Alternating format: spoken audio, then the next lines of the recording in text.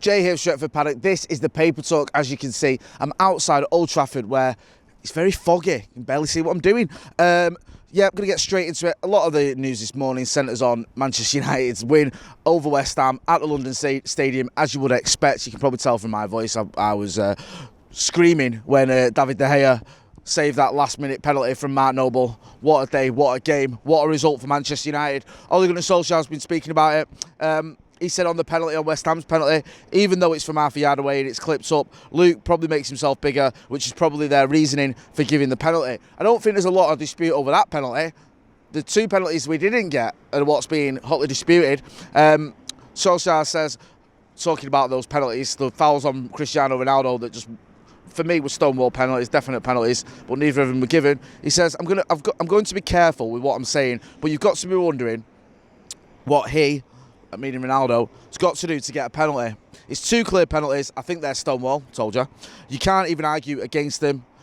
He then goes on to say, we deserved to win. I think we created some big chances. We had a few pressure on them. We had pressure on them, sorry.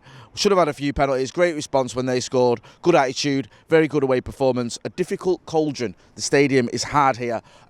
Also, a lot of the sort of talk and focus this morning is on David De Gea. He's taken a lot of stick at it, or, you know, some of it deserved, some of it undeserved, some a little bit OTT. But his record against penalties was pretty woeful, wasn't it? I think he's at 40 penalties he'd faced without saving any of them, if you're counting shootouts. So people were sort of raising eyebrows about why that was. A player and a goalkeeper as good as him at shot stopping, how come he can't save penalties? Well, he certainly stepped up yesterday, didn't he? Ole Gunnar Solskjaer was full of praise for him. And also David De Gea spoke as well to the press, and he said, I think we reacted very well after the defeat in the Champions League. We were together, we fight until the end.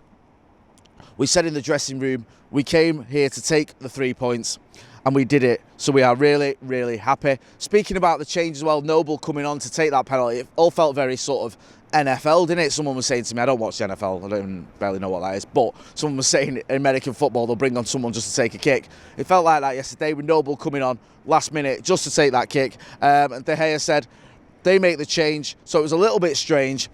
At the end, I make the save, take the 3 points, a massive 3 points for us, so I'm very, very happy. And so are we, David, so are we. So thank you for that. He also goes on to say, it was a bit crazy at the end, a great goal of Jesse, a stupid penalty, lucky penalty for them at the end of the game.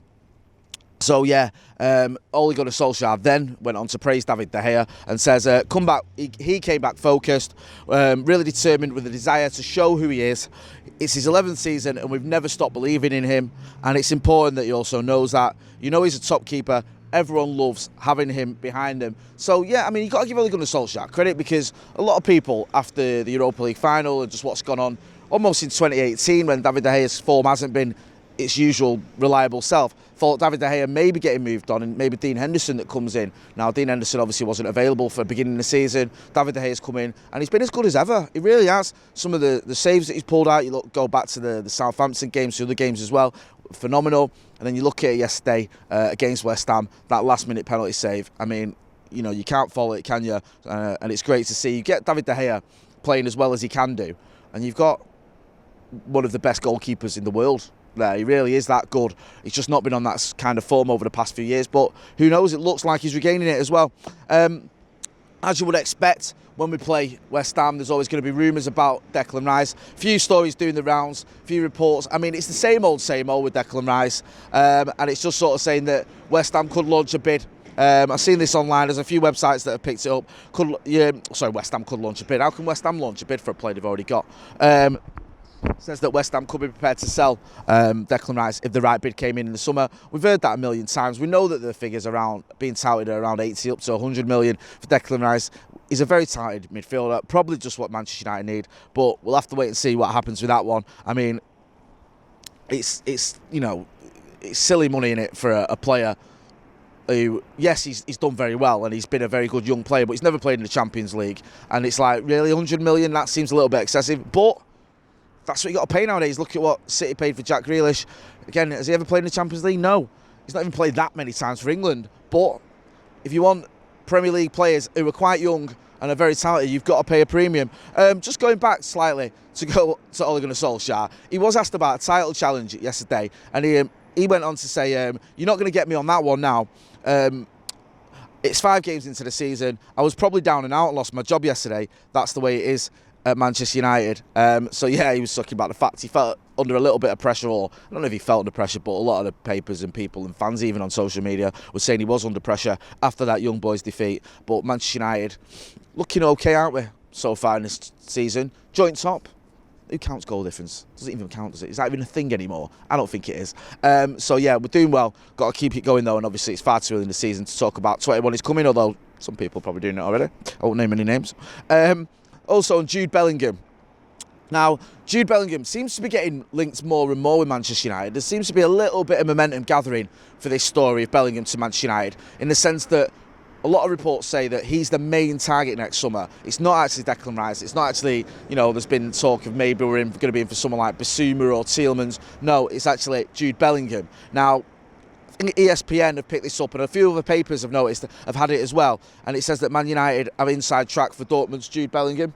It also goes on to say that Manchester United are in pole position to sign Borussia Dortmund youngster Jude Bellingham. The report states that Red Devils' attempt to impress the midfielder began before his move from Birmingham City to the Bundesliga side in 2020, laying the foundation for a future move to Old Trafford. We know that we went for him. We went in for him when he was available from Birmingham. We brought him apparently to Carrington. Sir Alex Ferguson met him. There's even reports that Eric Cantona met him. I don't know if that's true or not, but can't imagine anyone turning down a transfer if Eric Cantona meets you. I certainly wouldn't. But he felt that his future lay with Dortmund. He went to Dortmund. He's obviously done extremely well there. He's a hugely talented young midfielder.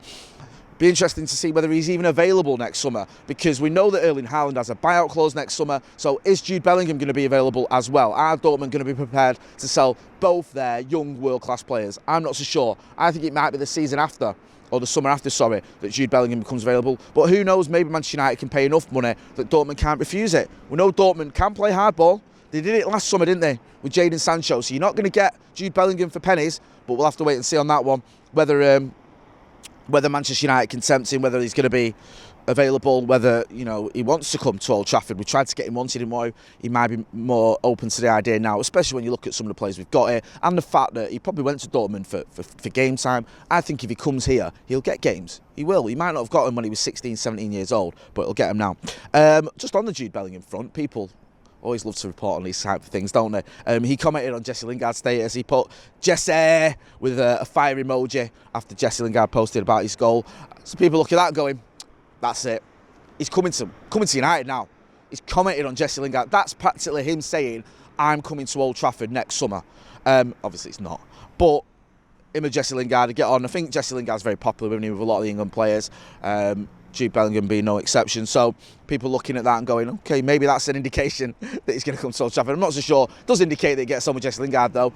Also on the Jesse Lingard front, there's not much of an update. There's a few more reports that Ole Gunnar Solskjaer is keen to keep Jesse Lingard at Old Trafford. Scored 2 goals already this season. He's playing well. I know he had a little bit of a blip, didn't he, away in Europe, but there was talk of him going in the summer, going back to West Ham. Saw him not really celebrating yesterday against West Ham because of the time he spent there. But United are reportedly keen to keep Jesse Lingard at Manchester United, get him tied down to a long-term deal. We'll have to wait and see what happens with that one. And just one final one. I don't know if you saw this doing the rounds, the pictures or the video of Paul Pogba getting a bit of grief off the West Ham fans and just sort of smiling at them, really. That's what you got doing it when people give you grief. Just smile. And getting dragged down the tunnel by Michael Carrick. It's not an issue. It's not like he was kicking off or causing any problems.